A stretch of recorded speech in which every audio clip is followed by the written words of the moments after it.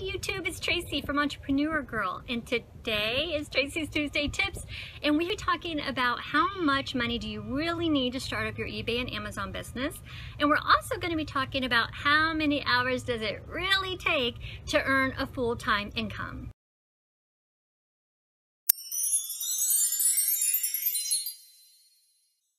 So yesterday I was doing this podcast with James Jones, and we were just kind of talking reseller to reseller, and we were talking about the money investment that it took for me and took for him when starting our business, and also just the people that we talked to, you know, through our Facebook groups and through you know, the different venues that we have, and how so many beginners are quitting before they even start because their perception is that it takes this huge amount of money to start eBay and Amazon. And so I thought we really need to stop everything and have a chat about this, because it couldn't be further from the truth. And if you are out there and you are a beginner, or you are someone that is considering starting an eBay or Amazon business, I just want to encourage you with my real life example. You know, I'm a person just like you, I'm a mom just like you, and how I grew my business, my personal story, and hopefully it would just encourage you to not give up and to stick with it. And then we're going to go into how many hours does it really take. So first thing I want to say is everybody's standard of living is very different. I know people that just want to be able to make a car payment and help their family out. You know, just do a little bit to kind of take some of the pressure off with their household income. People like me that are kind of middle of the road. I came from an education background before I was a business background, and I thought, you know, $35,000 was about average income, you know, $40,000 for a school teacher here in Florida. So if I could duplicate the income that I would make if I went out and taught into a public school system, I was pretty happy with that. Then there are yet others walked away from things such as attorneys, business, stockbrokers, and walked away from different careers like that, and they were earning upwards of $100,000 or more. So it depends on where you are in that broad spectrum of people as to what your expectations are coming into this business, and also what you will need to do to meet those expectations. But I'm going to assume, for the purpose of this video, that we're talking kind of middle of the road, kind of the same as what I experienced with that $30,000-$40,000 yearly income from eBay and Amazon, because I think that's, you know, middle class, and that's pretty much where a lot of people are. And I want to meet you where you're at, and then you can either, you know, downplay what I'm saying, or you can up it. So how much does it take? Well, I'm going to tell you that I started from nothing. I started from squat, nada, nothing. When this idea was birthed out of, you know, my story, my history of having an illness and wanting to create this life that I love. It was a very flexible life. I could travel, I could do it from anywhere, and heck, not a lot of things meet that, right? So one of the things that I started was stock trading, which, you know, it's a different topic, and another one is eBay, which eventually grew into Amazon, and now I do all three. But when I started eBay, I didn't have any money. I didn't have this huge amount of money to invest in an eBay inventory. I didn't know if it was even going to work or not, if it was a viable business model or not. I really went into eBay knowing nothing. So wherever you are out there, it can't be much worse than where I started. So I just want to encourage you today to stick with it, and hopefully you'll listen to my story and get a little bit of encouragement from it. So what I did, because I had nothing, was I worked in my house, first of all.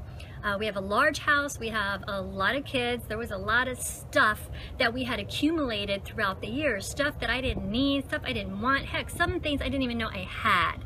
So I started there first. I cleaned up the garage, I decluttered the bedrooms, I went through all the closets, I got out the clothes that no longer fit, the books that were no longer read, anything and everything that I could sell for profit online. I created a pile in my garage. I filled my garage up with stuff from my house. It's crazy how much you can find when you're looking for it. I sold those, and I got a chunk of change from that I could then reinvest into my eBay business. And the next step that I took, the next tier that I went up to, was garage selling. So I love garage selling. It's a great place to start because you can buy things for $1 or 50 cents and you can turn around and resell them for $10 to $20. So there's a lot of profit margin to be made with very little money to invest, and also the risk is very low. If it doesn't sell, I can just have a garage sale of my own and sell it for what I have in it, right? So it was very low risk and very safe. So that's where I started next. And so my nest egg got even bigger. And then I was able to reinvest that back into my business, and I kicked it up another tier, and that's when I started going to thrift stores and other stores, you know, the whole arbitrage, retail arbitrage of buying at one place for lower, then I could turn around and sell it online for higher. So I would go to all the clearance areas of any store that I walked into, big clearances, 75, 90% off, like zeroed in and grabbed and scanned everything that I could, and I focused solely on those areas. A lot of new in the box can still be found at thrift stores. Those are great Amazon finds because they're new in the box and you can list them for a really good return. I was selling those items and my nest egg grew even larger, then I was able to jump into auctions and storage auctions and online arbitrage. You know, then you have a nice chunk of change where you can get bulk through, you know, drop shipping or wholesale distributors, or, you know, as you've heard me talk about, private labeling. So you're able to move your business to higher and higher levels. You're able to get more intelligent with your inventory because you have the money to make those decisions. I had to grow it very naturally. I had to grow it very slowly. I had to, you know, learn the business and get better and get better and get better. But every month my income increases. Every month I get more knowledgeable. I'm still learning. I'm always trying to better myself and better my business. And if you're doing that, you're going to be successful. The great thing, the thing I love more than anything about eBay is that it takes so little money to start your business. So when you're dealing with the fear of going out on your own, or you don't have to also have the fear of having a ton of money invested in it. Because if you think about it, what do you need to start? You know, what types of equipment do you need? It's pretty minimal. You know, you need a computer, which most of us have, and a smartphone, which we have. You can get free apps to scan, so that doesn't cost you anything. Your boxes and your packing material you can also get for free. So, you know, your bathroom scale can be used in lieu of a shipping scale when you're first starting. So really the only thing you have to purchase is like packing tape and your printer, because you have to have a laser printer for Amazon. If you don't already own one of those, you can get them for like $90, and you need labels to be able to label your products, and even then you can pay Amazon to do it. So you don't even have to have those or a printer. So as you can see, it takes very little money to actually start as far as what it takes to get your business model established. You know, the accounts are free to begin with unless you're going to do a business account, you know, have a store with eBay or such. But basically you can start for nearly free, and you can find things in your own house to get the startup cash, and the risk is almost zero. So that's why I just love eBay. Statistically speaking, the more you want to make a month, the more you're going to need to sell, and the better product that you're going to need to sell. When I started, my product was, like I said, garage sale, kind of all over the place, anything that I could find that I thought I could turn for a profit, and that was fine to get me started. And I learned the business, and you know, I was able to turn a profit. But there comes a point where you're improving and you're improving. Now the way I choose inventory is completely different than the way I chose it when I first started, and that's okay because it's a learning process. And you know, my product is probably going to be totally different 2 years from now than it is today. As I'm wanting to make more and more money, I'm not wanting to do some of the options that I hear from other people, as my whole basis is my lifestyle. I don't want to work 80 hours a week. You know why? That's the whole point of doing what I'm doing. So I don't want to work 80 hours a week. I don't want to have to, you know, send in double the amount of items, which takes double the amount of time. I don't want to do that. I don't want to, you know, rack up my credit cards and have to worry about the risk, because not having risk was one of the great selling points of this. So what options am I choosing? Well, the first thing is I want to get smart about the inventory I'm choosing. Understand what it takes to choose good inventory. You have to scan your items. You have to have a scanning app. Please, please, please, if you are not using a scanning app, start to do so. You need to look at the sales rank. Is it under 100,000? You know, you need to look at your competition. Are there a gazillion people also selling this? Are you competing against Amazon? Or are you going to be the only FBA seller there is? Any of these items are out there in quantity? Are there, 5 million? Are there 5? Are they going to be selling through rapidly and yours is going to be there? That helps determine your price points. All of these are just suggestions of ways to choose good inventory. You want to look at your profit margins. I don't want to be spending my time anymore purchasing inventory that's not going to make me at least a $10 net profit. I mean, do I? Sometimes if I'm buying in bulk or, with my books, because I'm getting them, so cheaply and there's so many at a time that I can justify the time money thing. But for the most part, I don't want to be choosing that type of inventory anymore. I want to walk away from that and choose other things. I want to utilize online options because it takes less of my time. I don't have to go out store to store and source. I can look at it, I can research it, I can purchase it. Private labeling, where my new zone of focus is, and that's because I'm able to have my own inventory with no competition, and I'm able to sell it in large quantities. So these are all growth areas that my inventory has, evolved into that will make me a better profit.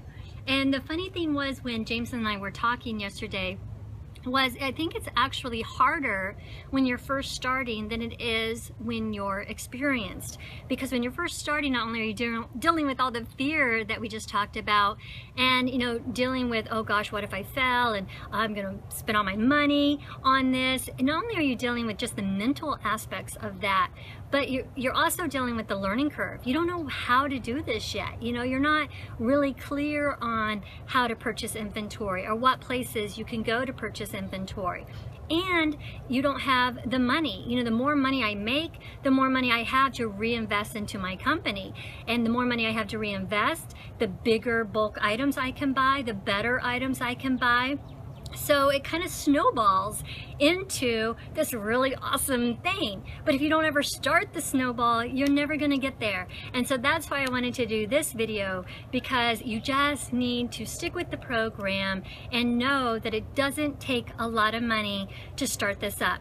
It may take you longer to get to the point that you want to get to. Push through the learning curve, continue to push yourself to grow and to grow your business, and you'll watch and you'll see that your bank account is getting larger, the decisions you make are getting better, and you're making more and more income. Our second question: how many hours does it take to earn a full-time income? That kind of goes hand in hand with the previous question is, well, it depends on what kind of income you're looking at.